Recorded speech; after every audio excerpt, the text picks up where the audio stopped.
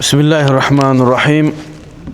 Elhamdülillahi Rabbil alemin. Vessalatu vesselamu ala eşrefil enbiya vel murselin. Seyyidina ve Habibina Muhammedin ve ala alihi ve ashabi ecma'in. Ama ba'du. Esselamu aleyküm ve rahmetullahi ve berekatuhu. Allah Teala'ga maktolar, Peygamber sallallahu aleyhi ve sellem salavatlar olsun. Allah Teala barınızdan razı olsun. Bugünkü sabah uzuğuz dep gündün soğuğuna qaraway kelgeningizlerge Peygamberimiz sallallahu aleyhi ve sellem'din murasın barыбыз пайдаланып, өзүбүз амал кылып, аны башка адамдарга жеткичти Аллахым өзү насип эткен болсун. Бүгүн иншалла азан бабынан баштайбыз. Өткөн сабагыбызда келип, azanға келіп тоқтағанбыз. Баштадық Бисмиллахир-рахманир-рахим. Элхамдулиллах ва салату ва саламу аля расулилlah. Бисанадин муттасил илал муаллифи рахимахуллаху та'ala. Ва адамаллаху наф'a би улумихи ва улумикум ва улумис саирис салихин фид-дарайн. Амин. قال رحمه الله تعالى من أول كتاب إلى أن قال وصفته معروفة. باب الأذان وصفته معروفة. Azan babı dep İmam Mavsili rahmetullahi aleyhi kitabında azandı birinci başladı. Sebebi namazdan burada bizde namazga çakıra turgan, namazdın vaktısın girgenini bildiriş üçün İmam Al-Mavsili rahmetullahi aleyhi özünün burdağı alımdardın yolu menen, oşulardın sünneti menen namazdan burada babul azan azandın babı dep başladı dağı vasıfatuhu ma'rufatun. Anın aytılır yolu elibizin barığız bilgenler azan. Azan degen nerse tildegi manisi mutlakul i'lam. Jalp ele jariya bola turgan bolsa muna oşonu tilde azan dep aytılınatken. Oşon üçün Allah Teala azanun minallahi ve rasulih dep Tavba suresinde azanun minallah Allah Teala tarafından çakırık dep Cenab-ı Peygamber tarafından çakırık mutlaqılı çakırıktı Arap dilinde azan dep aytılınatken. Alem şeriattagı kollanması ve fi şer'i i'lamu bi vaqtis salah. Al şunday çakırık adamlarga malumat berүү bi vaqtis salah namazın vaqtısın girgendigin jariya kılıp e'lan berүү bi alfazin ma'lumatin.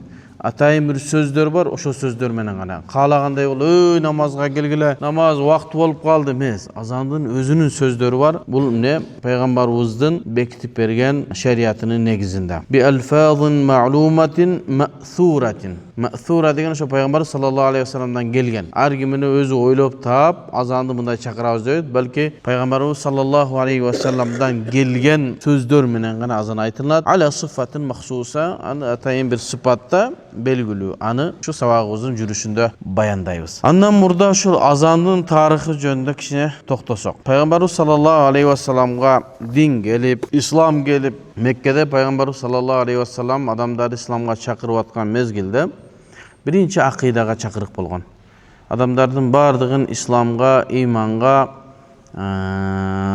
tevhidke, Allah Teala'nın jalgız dep bilүүgө, Allah Teala'ga gana ibadat kılış gerek. Eğer surasan Allah Teala'dan surasın gerek. Eğer de sıyınsan Allah'a gana sıyınışın gerek de Mekke'de en obolgu çakırık davat bul ne tevhid Allah Teala'nın jalgızlığına olgan. Al mezgilde adamlar namazların giyin namaz farz boldu.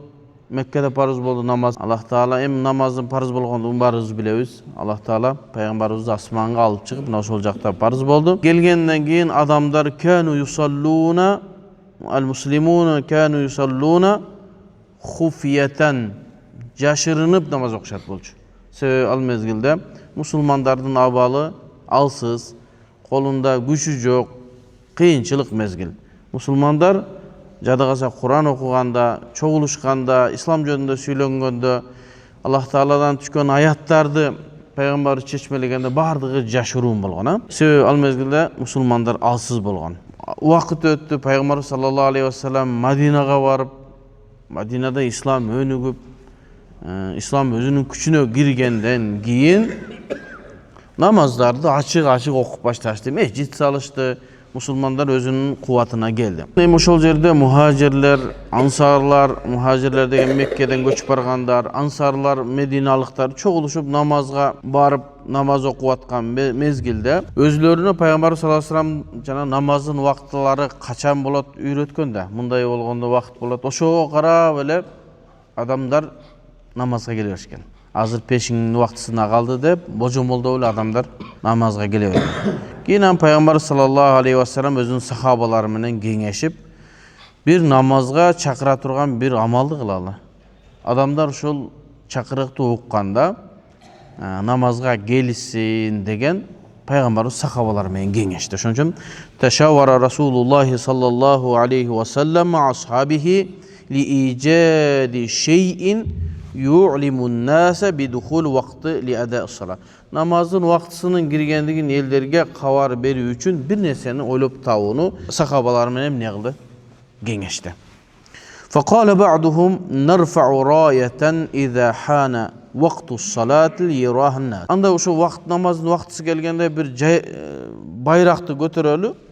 Adamlar alıstan qarap Peygamberimizin meşitinden желек көтөрүлдү, демек намаздын вактысы болуптур деген бир маалыматтар кылайлы деди. Илгери Маша Искендерияда бир имара курулган да биздин заманга чейин, жанагы кемелерди бир ориентир болуш үчүн чоң мунара коюп, от жагып, ошого карап кемелер ориентир алып келген да. Ошондой кылып бир нерсе көтөрөлү деди. Адамдар намаздын вактысы болгондо ошону билиш үчүн деди. Fa'taradu ala hada ray. Bu Peygamberimiz makul bolmadı. Sebebi emne dese, sebebi al egerde bir jelek je bir nerseni götürgön bolsok, көчөдө iş kılıp жүргөндөр, atcan жүргөн, жөө жүргөн, talada жүргөндөр көрөt. Ал эми уктап аткандарды кантип ойгото алабыз? Уктап аткандарга кантип маалымат жеткизебиз? Бул болбойт деди. Себеби Пайгамбарыбыздын мезгилинде musulmanlar жақын эле жашкан. Мадина кичинекей эле болгон. Демек, кээде ошол азандын үнү менен адамдар намаз койгонгон. Азыр деле бизде Кудайга шүгүр азандарыбыз жаңырып, кээде азан мечиттерге жакын үйлөр азандын эле чакырыгы менен ойгонушат да. Бирок Пайгамбар саллаллаху алейхи ва саллям ошол желекти көтөргөнгө анча ичи чыкпады. Жок, бул нерсе биздин максатыбызды, биздин оюбузду толуктай албайт деди. وقال آخرون نشعل نارا على مرتفع من الهداب. Кийин дагы бирөө пикир берди. Адамдардын арасында ар кандай пикирлер бар да. Мына ушул жерден деле билсеңиз болот да.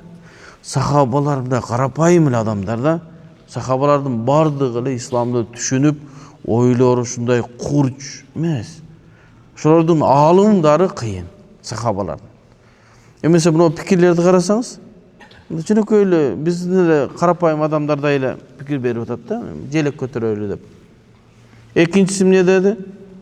Бир от жагалы деди, бийик жерге от жагалы убакыт келгенде. Мага отун териш керек, бирөө жагыш керек.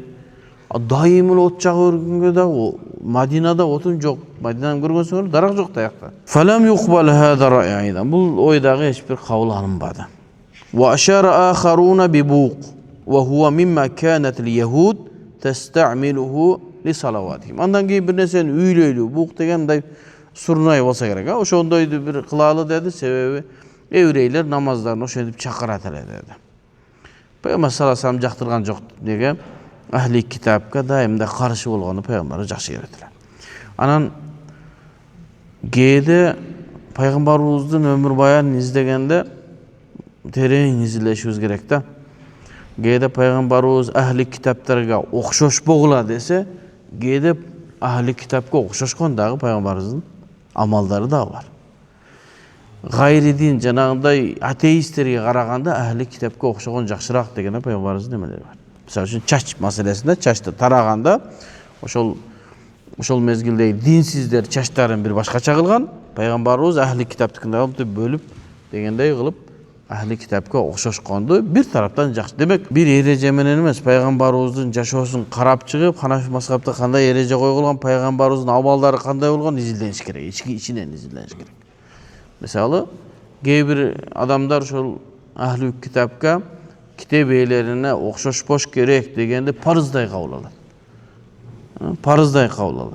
Keyde андай emes. Key bir nerse makruh boluşu mumkin, key bir nerse mustahab boluşu mumkin. Misalı sallu bin ni'al. But kiyingler menен namaz okugula. Kitep eğlerine karşı alar but kiyimsiz okup etseler, but kiyingler namaz okula deydi. Hazır al zaman ötüp ketdi de barыбыз эле азыр but kiyimi жок окуп атабыз. Jay namazlar salındı, zaman özgördü. Demek Peygamberimizden but kiyimler menен okugula degen buyruğu mustahaptık eken. Zaman özgörüsü menен özgөрөт экен. Жок деп кээ bir tuğandar ушундай but kiyim менен да кирип окушкан. Себеби Peygamberimiz айткан. Окушубуз керек депчи. Demek fatva yetagayyaru bi tagayyuruz zaman vel mekan деген ошо. Замандын өзгөрүшү менен fatwa өзгөрүп турат деген ошо. İslam'dın negizleri özgörбөйт. Бирок анча-мынча mustahab андай маселелер biraz özgörүп турат. Жана мисалы үчүн сакалыңарды койгула, мурутуңарды алгыла деген. Кимге? Насрани менен яһудилерге окшоп болгула деген.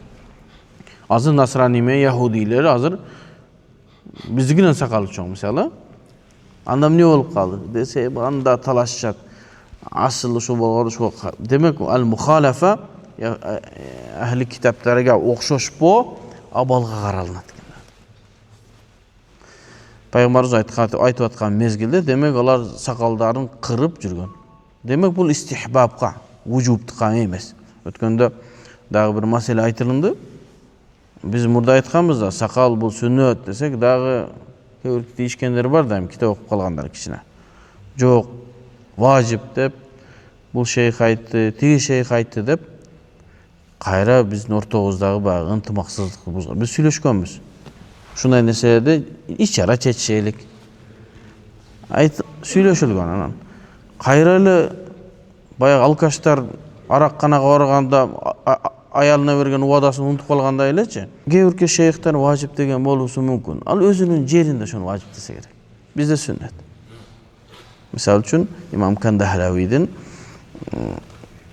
Nama sakaldı koyu vacip деген kitebin bardıq alımlar aytkan. Жоқ, бұл İmam Kandahlaviyдің pikiri. Hanafi mazhabının pikiri emas. Sebebi hadislerden, başka jaklardan öküm algandağı özünün oyunu aytkan. Ala ra's vel ayn. Şeyhtin sözü baş üstüne. Mümkün oşol çölkömde şonday bolsa gerek. Biz Hanafi mazhabının negizine qarap atabız, usulga qarap atabız. Sünnetpi, vacippi? Sünnet. Bu şeyhtin pikiri. Allah Teala urmat kılsın. Hem oşol pikirlerdi alıp gelip Kırgızstan'a tatbik kılı. Keyurki ustazlar da aytıp bizim Kırgızstan'da alımlar genişliğinden sünnet dep hüküm çıktı. Bu oldu şunu eşişiyoruz milliyet var. Kayra. Ana bizde hazır janağı nasihatçı degen nerseni berilip otpay. Men geçe Mufti Damla menен сүйлөсөm, nasihatçı degen nemege men ali kol koyelektin deydi. Hiç kim maga nasihatçı boldu dep kagaz alıp kolum koyup alıp ketelek dedi. Demek ali atayın neme tüzülüp atat hazır. Nasihatçı boluş üçün kim nasihatçı bolot? Fatwa bölümüne men sunuştарды berip atam. Nasihatçı bolgongo dokument ala turgandar mындай kritériyalardan bolsun. Kitep жазып adamlar gelip kiteplerini tekşerip atat. Kiteplerini tekşergende şartlardı koyup atabız. Hazır jönököy эле көчөдө жүргөн бирөө ислам жөнүндө китеп жазып алып келет, муфтият кол коюп бериш керек экен, ал сатат, пайда көрөт. Анын ичиндеги маалымат Ханафи мазхабка туура келеби, келбейби, алынган маалыматтар туурабы, туура эмеспи? Кээ бир китептерди которуп келип атат. Ал которуп келген китептер ушул туура котордубу? Эми ошону киргизебиз азыр иншалла. Kitep жаза турган адам, мен ойлорум эгер кабыл алынып калса, kitep жаза турган адам, kitep которо турган адамдын дини билими болуш керек, документи. Алып келет, мен шариат илимине мына бакалавр даражасында же болсо медресе даражасында мен илим алганмын, но kitepти которо алганга укугум бар десе, ошо уруксат бериш керек. Андан дагы эгерде сен фикти бүткөн болсоң, фик kitepти гана котор.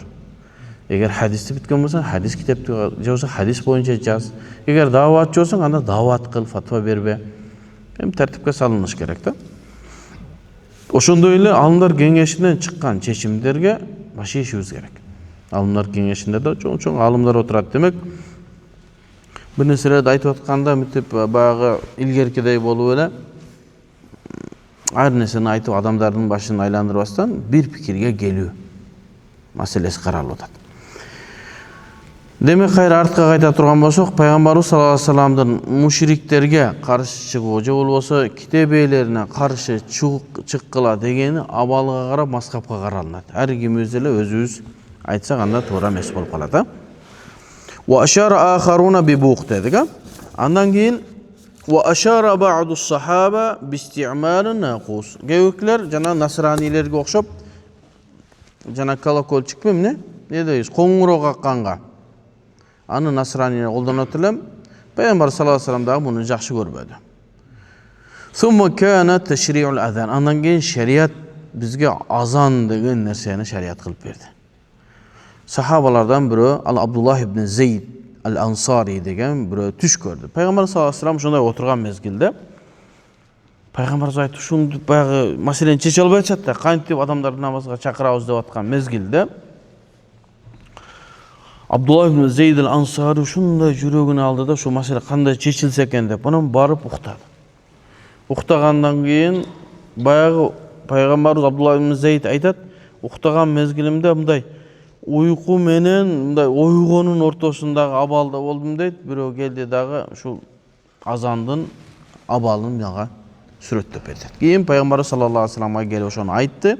Азыр ошону биз Имам Абу Дауд радыйаллаху анхунун өзүнүн Сунан китебиндеги ушул абал кандай болгондугун айтып берейли. Ан умуматин лаху минал ансар.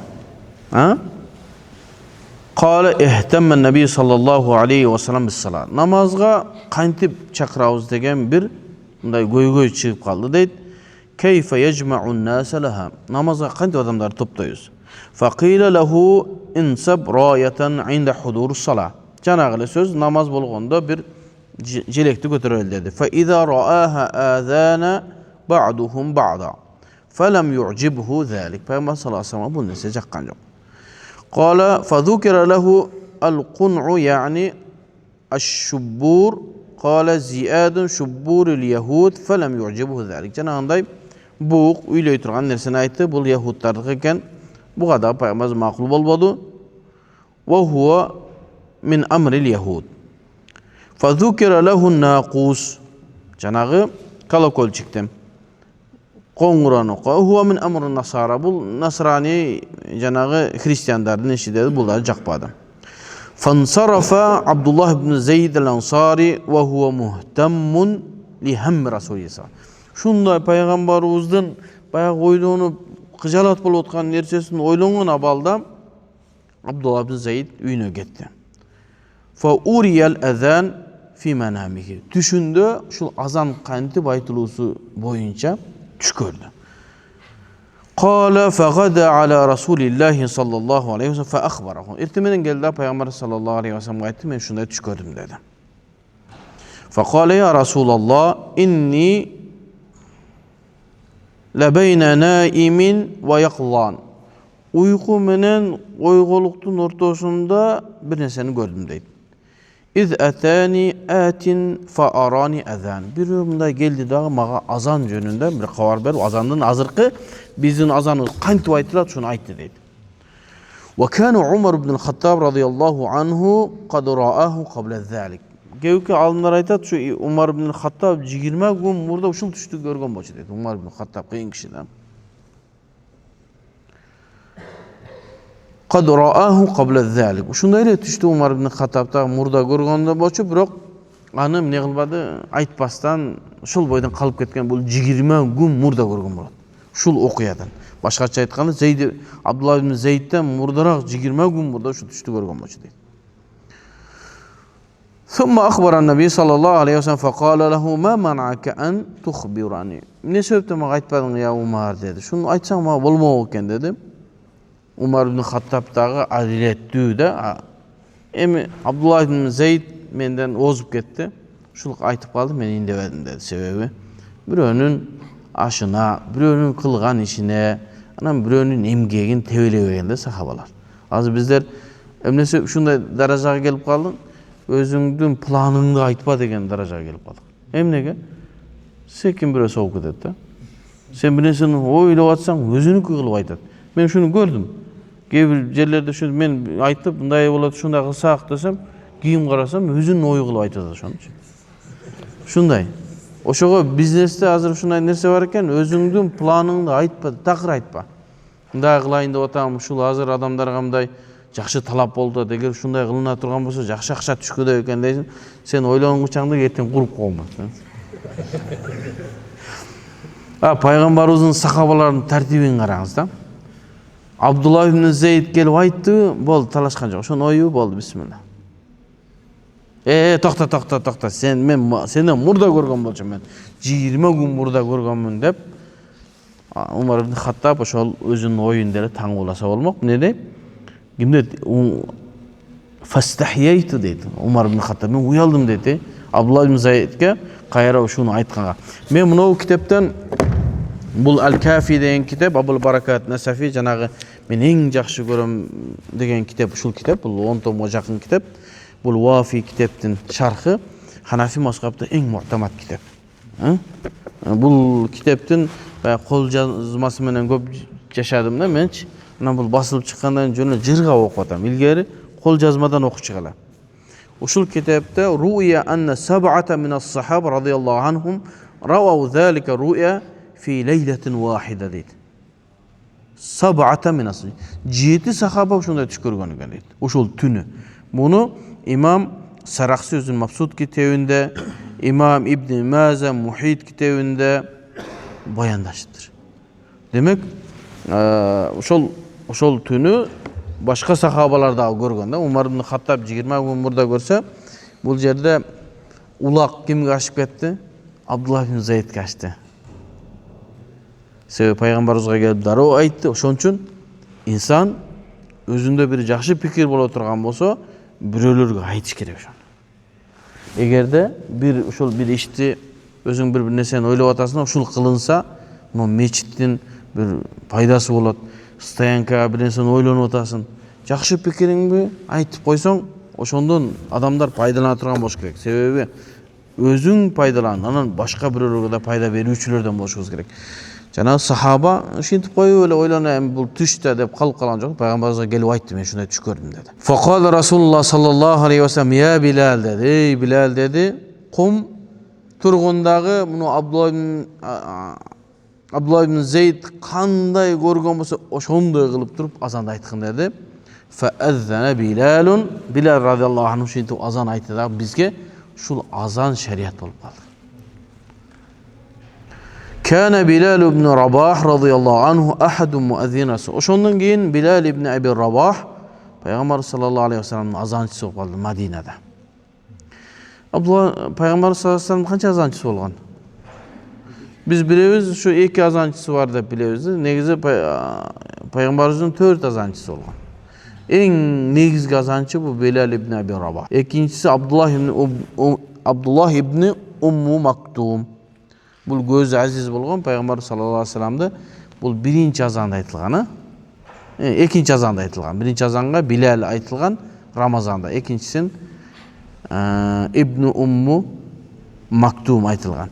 Андан кийин да Пайгамбар саллаллаху алейхи ва салламдын башка дагы 2 азанчысы болгон. Ал Абу Махзура деген дагы бир азанчысы болгон. Бул азыраак айткан, мындай нет айтып турган. Анан Саадул Курт деп дагы айтылат экен, карт деп айтылган, Курт деген, Саадул Курт деген дагы Пайгамбарыбыздын азанчысы болгон экен. Бул анча-мынча сапарда башка нерселерди айткан, бирок эң негизги азанчысы Билал радıyallahu anhu. Анан Пайгамбар саллаллаху алейхи ва саллям бул азанды үйрөнгөндөн кийин Аллаху акбар деп жана биз билген азан ошондон бери ооздон айтылынып кулакка угулуп келет да. Ошону жанагы шариаттагы азанды кандай десе, i'lamu bi waqti salati bi alfazin ma'lumatin bi alfazin ma'luma, belgilүү bir сөздөр менен ma'thura, пайгамбарыбыздан асар болуп келген азан dedi. Азыр азанга бирөө бир нерсени кошо албайт. Азандан бирөө бир нерсени ала албайт. Ошол азан кандай? Ошол бойдон айтылым кейди. Эми кээ бир жерлерде азан кассета менен айтылым калды. Жакшы эмес. Азанды ошол пайгамбарыбыздын мезгилиндегидей кылып кыйкырып айтылыш керек. Уккандарга сооп болот. Себеби кыяматта эң мойну узундар азанчылар болот дегенби? Мойну узун дегенде мындай болуп, Куртуаныкындай болуп узун болуп калат мындай болуп. Куртуаны таанисыңарбы? Реал Мадриттин вратариси. Мойну ушунча. Ошонукундай узун болобу? Десе, жок, алар ошолор кыяматта ошолор белгилүү болот деген нерсе алыстан. Пайгамбарыбыздын бир хадиси бар го. Бир аялдарын айтат, шунун колу узунураак дейт.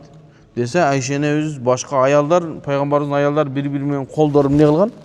Теңештиришкен. Мунун колу каяктан узун десе, жок, анын колу узун эмес, ал садаканы көп берген. Араб тили ушундай тилде бай тил, мындай өтмө маани менен сүйлөнөт, башка нерсе максат кылынат. Анан акыйдага келгенде, кээ бир маселеге келгенде ошо хадисте кандай биз ушундай алабыз деген жана туугандарыбыз бар го. Проблема ошо жерден болот да. Өзүндөй албайсың да. Ошол арабтар кандай түшүнгөн ошондой түшүнүш керек. Арабтар ошол кээде өтмө мааниси менен айтылат дагы, ошол аялдардан колу узун дегени ал эмне? Ал садаканы көп берет деген. Азанчылардын мойну узун болот дегени алар ошол күнү белгилүү болуп турат. Ошого пайгамбар саллаллаху алейхи вассаламдын сүннөтүн, бу азан сүннаты муаккада, бекемделген сүннөт. Кээ бир аалымдар важип деген да биздин аалымдардан. Важип дегендер дагы бар. Ал эмне? Важип деп айткан эмес, Мухаммад бин Хасан аш-Шейбанидин риваяты бар. Лау иштама ахлу баладин ала таркил азан ла каталтухум. Эгерде бир шаар азанды такыр таштап коюп туруп өзүлөрү жамаат менен намаз окуп баштаса, азан менен кооматты. Мен алар менен согушат болчумун деген сөзү важиптыкка даллат кылат дейт.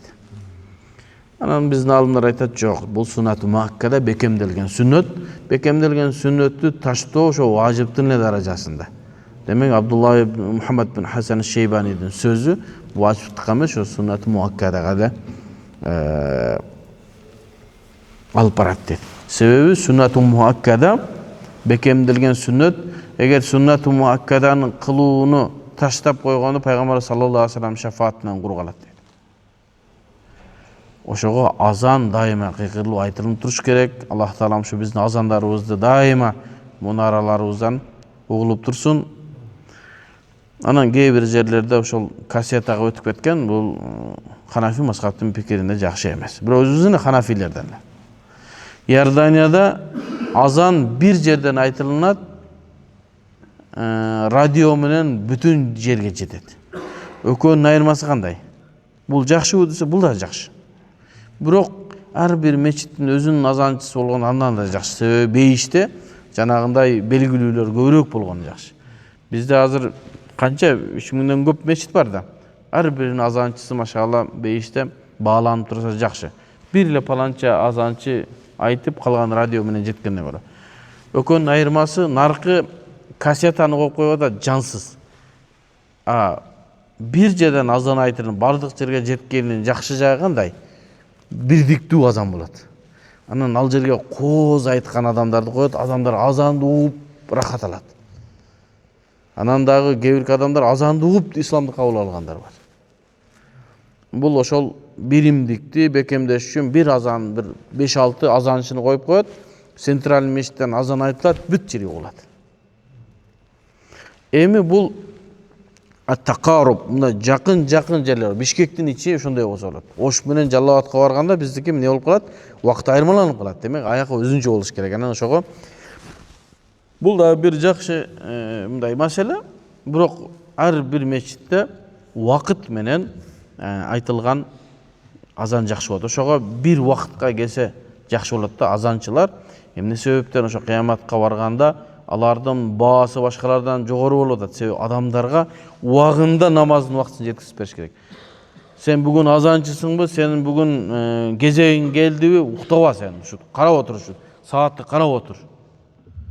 Пайгамбарыбыздын жанагындай шарапаттуу ордуна жетүү оңой эмес. Азан сага берилди, сага мүмкүнчүлүк берилдиби? Сенин кезегиң келген күнү сен уктап ошолгончу. Ошол уктап алган көз эртең бейиште уктайт иншалла, жыргайт. Бейиште уйку жок дейт, бирок эми ошол көздөр эртең бейиштин рахатына рахаттанат. Неге муну айтып атам? Себеби бизде бир эле жерде азандар ар кандай болуп калып атат да. Бирөө азанчы бир аз даратта көбүрөөк туруп калат, бирөө эртерээк айтып ийет, анан ар жерден ар кандай болуп чыгып калат. Саудияда, Маккада жашап жүргөнүбүздө бардыгы радиону карап турат мынтипчи. Центральныйдан айтылганда сразу айтат, азан айтылганда бир үндөй болуп чыгат. Ушунчалык анча-мынча кичине гана хор ырдап атканда жана бир-эки адам кичине бузат го. Кичине ошондой болбосо дээрлик Мекке гүң дейт бир убакытта. Эгерде бизде да ошондой бир убакытка бардыгыбыз бир убакытка келип, азыр эми Насаат медианы кармалып атат да. Ошо Насаат медианын убактысы муфтият тарабынан бекитилген. Азыр муфтияттан дагы сунуш болунду, атайын муфтияттын өзүнүн ошондой убактысы кылып, ошону көзөмөлдөп, муфтият эми диний тараптын бардыгын көзөмөлдөп атат да. Ошону дагы көзөмөлдөп ошондой кылабыз атат. Бардык азанчы бир убакытта айтылынса, адамдарга эмне болбойт? Мага көп суроолор келип атат да. Бул жактагы азан башталды, андан кийин мен сүннөттү окудум, кирип, бизде жамаат аз эле, имамыбыз намаз окуп бүтүп, чыгып кетип атсак, тиги мечиттен азан айтылып атат дейт. Демек, азанчылар ошого көңүл бурулса, бир убакытта айтылынганын бизге эмне? Багы ынтымак экендигибизди, үнүбүздүн бир чыккандыгын бүтүндөй бирөө кыйкырса болот да, 20 адам кыйкырса үн көбүрөөк жака жаңырып жакшы болгондой, бүтүндөй Бишкек азанга бөлөнө турган болот иншалла. Жана Саад ал-Курд деген сахаба бул Куба мечитинде азан айтышкан. Себеби Куба мечити биринчи курулбады, туурабы? Андан кийин тияка барылды, биринчи курулду. Демек ошол жердеги азанчы да пайгамбарыбыздын азанчысы болду. Азанга бир ашыкчалык, артыкчылык кирилген. Жанагы түштө Абдуллах ибн Зейдтин түшүндө азыр биз билген Аллаху акбар, Аллаху акбар, Аллаху акбар, Аллаху акбар, ашхаду ан ла илаха иллаллах, ашхаду ан ла илаха иллаллах, ашхаду анна Мухаммад расулуллах, ашхаду анна Мухаммад расулуллах, хайя ала салах, хайя ала салах, хайя ала фалах, хайя ала фалах, Аллаху акбар, Аллаху акбар, ла илаха иллаллах. Түш ушундай болуп келген. Кийин Билал ибн Аби Рабах радыйаллаху анху bir günü karasa Peygamber sallallahu aleyhi ve sellem uktap kaldır. Bağımda uktap atır. As-salatu hayrun minen nevm dedi Bilal. As-salatu namaz uykudan jakşırak degende Peygamberimiz oygonуп ketdi. Peygamberimiz hiç kaçan namaz arihna biha ya Bilal. Ey Bilal, azanını aytıp namaz menen bizi es aldırçı degen Peygamberimiz жана сөздү уктудагы Билал чакыртты адам. Айтчы кайра. Ас-салату хайрун минен навм. Намаз уйкудан жакшыраак dedi. Кош деди, азаныңа кош шуну dedi. Анан ошондон баштап анан багымдат да хайя ала салах, хайя ала фалах дегенде эмне?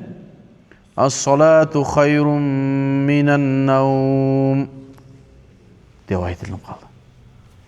Намаз уйкудан жакшыраак dedi.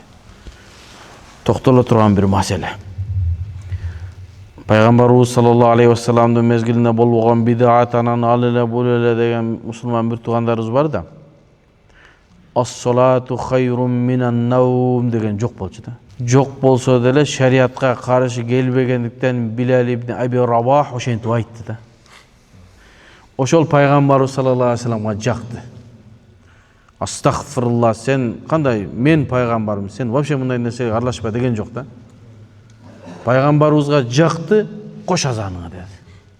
Кош ушуну азанга, шариат болуп калды бизге. Демек шариатка каршы келбеген бир нерсе шариатка кошулуп айтылса зыяны жок деген сөз. Болгон азыр биз пайгамбарыбыздан алыстап кеттик. Жанагы пайгамбарыбыздын шиар, исламдын бир белгилүү нерселери болгон нерселерге жаңы нерсе кошо албайбыз биз. Бирок сахабалар ошону коркпой эле айтты да, ас-салату хайрун минен навм деп. Пайgambarыбызга жакты, шариатка каршы келбейт. Түштө келген жок, вахий менен келген жок. Пайgambarыбыз сахабанын сөзүн укту, шариатка каршы келбейби? Мааниси сонунбу? Кош дедибиз. Эми бул нерседен мен намазга же болбосо башка ибадаттарга ушинтип ар ким бир нерсени кошо берсин деген жокпуз. Эми кээ бир амалдар бар да бизде. Шариатка каршы келбейт, бирок инсандар кылып жүрөт. Ошону бидат деп талашпашы керек да. Шариатка каршы келбейби? Бидат эмес. Шариатка каршы келген нерсе бидат. Ошон үчүн мен ахдаса фи амрина хаза ма лайса минху фа хува раддун. Биздин шариатыбызга бир нерсе жаңылык кирген болсо, ма лайса минху андан болбосо дейт. Андан ошондон болбосо деген. Мен ахдаса фи амрина. Демек бир нерсе жакшы пайда болуп атат. Демек исламда жок нерсе. Исламда жок нерсе исламдан эмес болсо, башкача айтканда исламга каршы келсе, фа хува раддун, мына ошол нерсе кайтарылат. Пайгамбарыбыздын башка бир хадиси бар: "Мен санна фил ислам суннатан хасанатан фалаху ажруха." Ким бир исламда бир жакшы сүннөт кылган болсо, сүннөт деген бир нерсе кылган болсо, суннатан хасанатан деп атат, жакшы сүннөт дейт. Ошого сооп бар дейт. Экөө тең хадис. Имам Навави рахматуллахи алейхи Шафи мазхабында. Бул азан бул орток ибадат бизге. Шафилерде да сүннөт, бизде деле, Маликиде деле, Хамбалиде деле. Имам Шафии Сахih Муслимдин шархында эки хадистен келген да. Мен ахдаса фи амрина хаза ма лайса минху фа хува радду деген ам жалпы айтылган хадис дейт. Жаңы пайда болгон нерсе шариатка каршы келсе бул алынбайт. Мен ахдаса фи амри мен санна фил ислам суннатан хасанатан, исламда бирөө жакшы бир нерсени кылган болсо, ошонун сообу ошого жетет деген, а бул хас дейт. Демек исламга каршы келген нерселер бидат болот экен. Исламга каршы келбеген, бирок жаңы пайда болгон, исламга пайдалуу нерсе, мусулмандарга пайдалуу отурган болсо, ал суннату хасана болот экен. Ошон үчүн бидату хасана, бидат сайя деген ошондон чыккан. Кээ бир таксырларыбыз кыйкыра берет. Бидату хасана деген жок, бидат сайя деген жок. Биздин китептерибизде ушул маселелер айтылат. Ал кандай? Мисалы бизде намаздардан кийин чогулуп туруп зикир кылабыз, дуа кылабыз, Куран окуйбуз. Пайгамбарыбыздан ошондой болуп келген жок. Каршы келеби? Келбейт. Аята курсун окугула намаздан кийин окуп атабыз. Дуаны окуп атабыз. Зикир ичибизден кыл деди, ичибизден кылып атабыз. Жамаат менен дуа кылса, Аллах таалам дуаны кылып атабыз. Куран окугула деди, окуп атабыз. Таркап кеттик. Ынтымактык, биримдик. Исламга каршы келеби? Каршы келбейт. Ошону бидат деп билүү туура эмес. Андай боло турган соң көп нерсени кылбашыбыз керек. Көп нерселер пайгамбарыбыз мезгилинде болгон эмес, кийин болуп атпайбы? Яны айттык дедик, эми адамдарга бир сабак иретинде. Анан ас-салату хайру минан наум марратейн. Ушу эки жолу айткан, ушул кийим не азанга кирип калды ошо. Бул кимдин көтөрүп чыккан маселеси? Билал ибн Аби Рабах. Пайгамбарыбыздыкы жок, пайгамбарыбыз сахабаныкы. Азыр айтабызбы? Айтабыз. Ва кана юаззину фил бидаяти фи маканин муртафи'ин. Мурда азан айтылганда бир бийик жерге чыгып айтылган.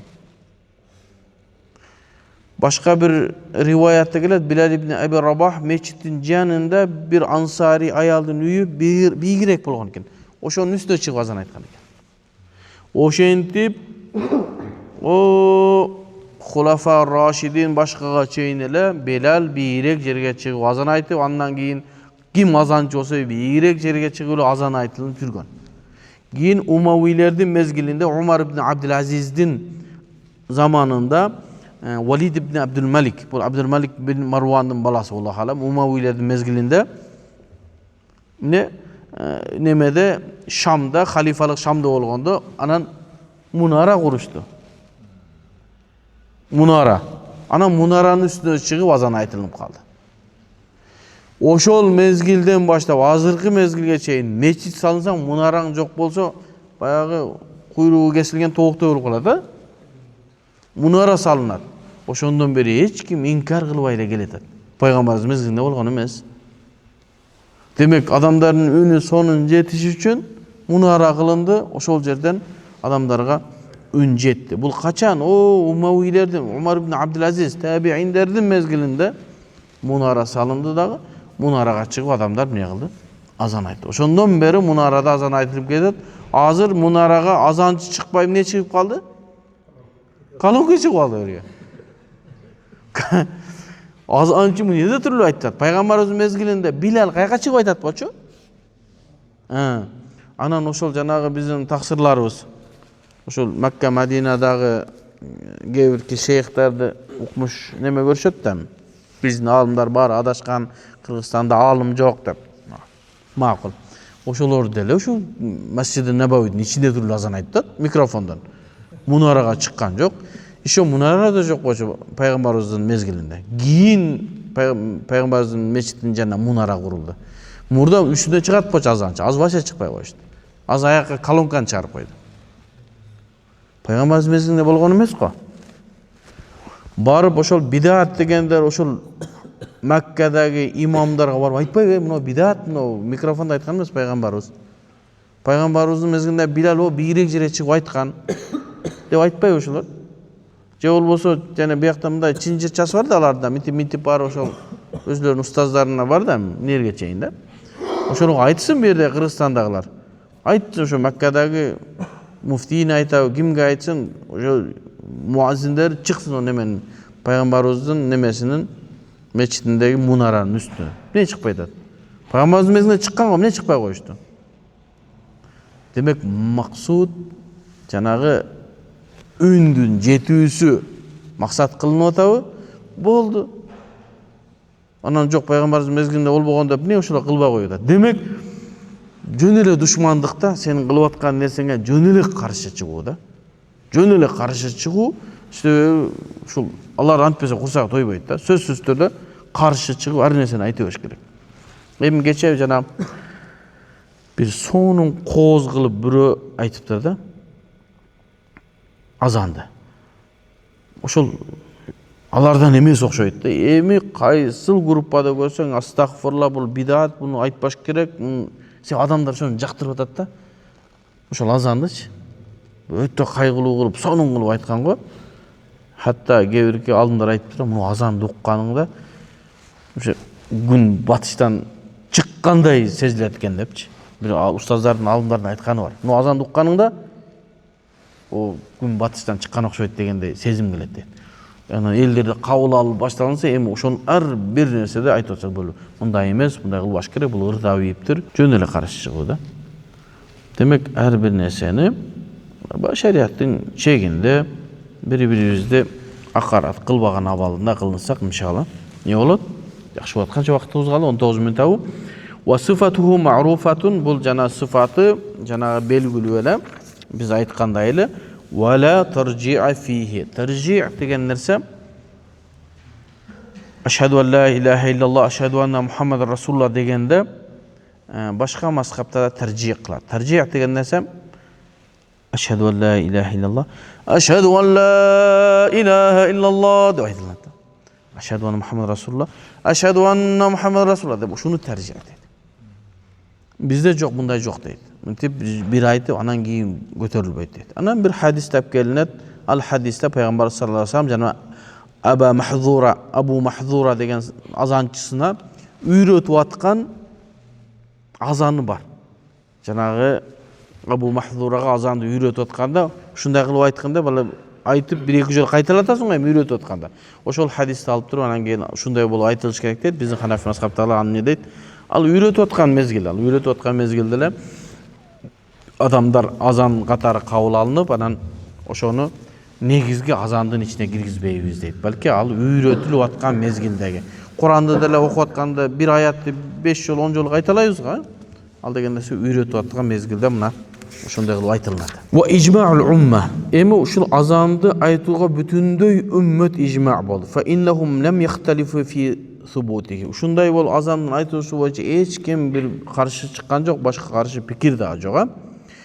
إنما اختلفوا في صفته فقيل إنه واجب والصحيح أنه سنة مؤكدة. talaş bul vacip деп айтылган, эгерке суннат муаккада бекемделген деген, анан ошол as-sahih имам Абул Барака Насафи айтат, was-sahih бул туурарагы иннаху суннату муаккада бекемделген сүннөт дейт. Wa huwa yahtassu bil fara'id. Бул азан фарыздарга гана. Нафил окуп атканда же бир башка нерсе кылып тахажжуд окуп атканда азан айтылынбайт. Ошого Маккада тахажжудка да азан айтып ийет да, ошол бизде жок ошол. Тахажжудка акырын туруп барса экен окулунат да. Аны мисал катары ушу пайгамбар саллаллаху алейхи вассалам өзү тахажжуддагы жамаат менен окулунбайт да, жеке-жеке окулунат бизде. Бирок анан баягы Ибн Аббастын болсо керек, Аллаху алам, хадисин далил келтиришип, пайгамбар саллаллаху алейхи вассалам түндө тахажжудка турганда пайгамбар жанна турганда кичинекей бала. Кандай сахабалар зирек болгондо. Жанна турганда пайгамбар сен кулагын тартып, сол жагынан оң жагына өткөргөн, ошондо тахажжуд окуп аткан болгон. Демек жамаат менен окуса болот дейт. Андан кийин алымдар айтат, жамаатка азан айтылынбайт, чакырылынбайт. Эгер бар уюп калса, проблема жок дегендей маани. Уа яхтасу бил фараид لأن السنن والتطوعات مكملات للفرائض وأتباع لها. Себеби сүннөттөр, нафилдер, булар парызды толуктоочу дейт. Анча-мынча парыздар катачылык сүннөттү көп окуй берсек, ошолор кийин толукталат. Аны ээрчүүчү дейт. Фал азану лил асли азанун литтаба. Демек, жанагы азан бул негизге айтылат, бул фарыздарга айтылат. Вал витру, витр деле бул фарыздын деңгээлинде важипко, ага да азан айтылган болсо жок. Пешин куптанга айтылган азан важип, ошо витрге да жетиштүү болот дейт. Анан ошондой эле таравихке да айтылат. Бул эми ошол пайгамбарыбыздын мезгилинде, Умар ибн Хаттабтын мезгилинен бери сүннөт болуп калды. Себеби суннатай хулафа ар-рашидин, менин хулафа рашидиндердин сүннөтүндө алгыла дебеди беле пайгамбарыбыз. Ошонун негизинде таравихке дагы, анан айт намазга дагы азан айтылат дейт. Фарз болбосо да айт бизде важип, таравих болсо эмне суннату муаккада. Андан башкалардын бардыгына азан айтылынбайт. Каза намаздарга да азан айтылат, себеби бул парыз, сен кутулуп атасың. Анан азанды лахн ката айтуу макрух болуп эсептелет. Маанилерин өзгөртпөш керек. Сулуу айтам деп атып, ошонун маанисинен чыгып кетпеш керек. Аллаху акбар десе бул ката болот. Бунун башына барып таяк менен чабыш керек азанчынычы. Анын мааниси эмне болот? Аллах улукпу деген суроо болуп калат. Аллаху деген эки хамза келе турган болсо же созула турган болсо, Аллах улукпу дегендей суроо болуп калган болот. Аллах улук экендиги күмөн жок да. Ал суроо аткандыгы үчүн башына чабыш керек, макрух болуш. Умар ибн Хаттаб радиаллаху анхудан руя анна раджулан жаа иля ибн Умар радиаллаху анху кала инни ухиббука филла. Умар ибн Хаттабга келип туруп бирөө айтыптыр, "Е Умар, сен Аллах үчүн мени жакшы көрөм" дептир. Факала ибн Умарга, Абдулла ибн Умарга. Ибн Умар айтыр, "Инни убгидука филла." Мен сени Аллах үчүн жек көрөм дептир. Не болду десе? Факала лима? Эмне себептен мен Аллах үчүн жек көрүп атасың десе? Лианнаху балагани аннака туганни фи азаник. Сен азаныңда ырдап жиберип атат экенсиң, ошон үчүн мен сени жаман көрөм деп. Бул хадисти Мусаннаф Абдурраззакта, Ибн Аби Шейба, Табарани башка жактарда келген. Имам Тахауи да өзү маани асар хадисин китебинде алып келген. Анан ушул хадисти уккандагы фа иннака туганни, сен ырдап жиберип атасың дегенди түздөн түз түшүнүп, жанагы ырга окшотуп айткан азандар болбойт. Кандай кылып айтыш керек десе, ошо биз угуп калган харамдагы имамдардыкына окшош болуш керек. Туганни деген сөз кооз окуу. Проблема эмес. Бу хадисте айтылып аткан Ибн Умардына сен ырдап жиберип атасың дегени яни талхану дейт. Алымдар чечмелеп атат. Ай, сен ката кетип айтып атасың. Азанды ката айтып атасың деген нерсе. Эгер кооз кылып бирөө азан айткан болсо эч кандай көйгөй жок. Бирок кооз окуйм деп атып, тамгаларын өзүнүн ордунан чыгара албай, же болбосо баягы талаптан ылайык эмес созуп салуу, же болбосо маанилери өзгөрүлгөн болсо, ошондо эмне? Дурус эмес. Себеби Ибн Умардын лианнаху балагани аннака туганни деген, ырга окшотуп айтып атасың деген ай талхану, ката кетип айтып атасың деген сөз. Demek kooz kılıp aytılınsa, al жерден тамгалардын чыгуусу, тамгалардын созулуусу эч кандай бузулбаса, анда эч кандай көйгөй жок. Сонун болуп айтылына берет. Себеби азан менен адамдардын жүрөгү жумшарат, азан менен адамдар эс алат. Себеби пайгамбар эс алганын, арихна биха деп айтпадыбы?